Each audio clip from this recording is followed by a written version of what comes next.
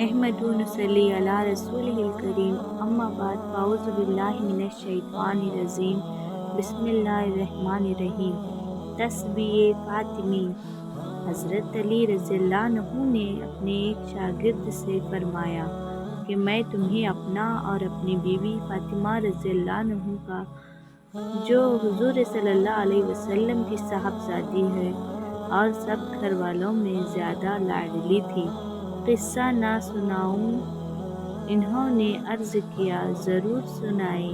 فرمایا کہ وہ خود چکی پیستی تھی، جس سے ہاتھوں میں گٹے پڑ گئے تھے، اور خود ہی مشک بھر کر لاتی تھی، جس سے سینے پر رسی کے نشان پڑ گئے تھے، خود ہی جھاڑو دیتی تھی، جس کی وجہ سے کپڑے میلے رہتے تھے۔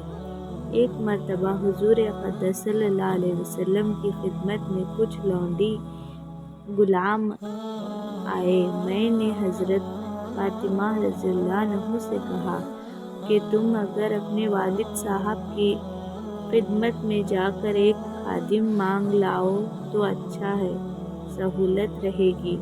وہ کہیں گے حضور اقدس صلی اللہ علیہ وسلم کی خدمت میں لوگوں کا مجموعہ تھا، اس لیے واپس چلی آئی۔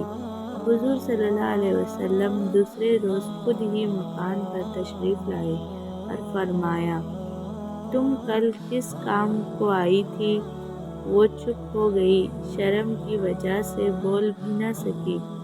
میں نے عرض کیا، حضور صلی اللہ علیہ وسلم چکی سے ہاتھ میں نشان پڑ گئے، مشکیاز بھرنے کی وجہ سے سینے پر بھی نشان پڑ گیا ہے، جھاڑو دینے کی وجہ سے کپڑے میلے رہتے ہیں۔ کل آپ کے پاس کچھ لونڈی غلام آئے تھے، اس لیے میں نے ان سے کہا کہ ایک خادم اگر مانگ لائیں تو ان کی مشقوں میں سہولت ہو۔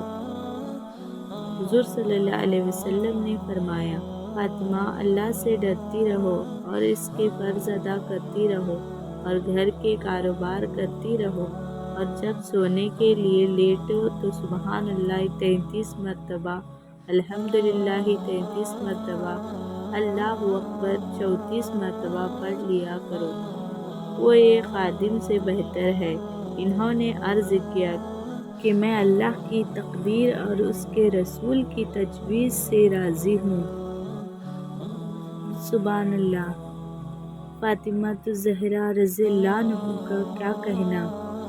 یا اللہ ہم تمام کو بھی ایسی توفیق عطا فرما، آمین ثم آمین۔ تو یہ تھا دوستوں تسبیح فاطمہ۔ مجھے امید ہے کہ آپ کو میرا ویڈیو پسند آئے۔ اس سے اچھے ویڈیو لانے کے لیے میرے چینل کو لائک کریں، سبسکرائب کریں، شیئر کریں۔ اللہ حافظ۔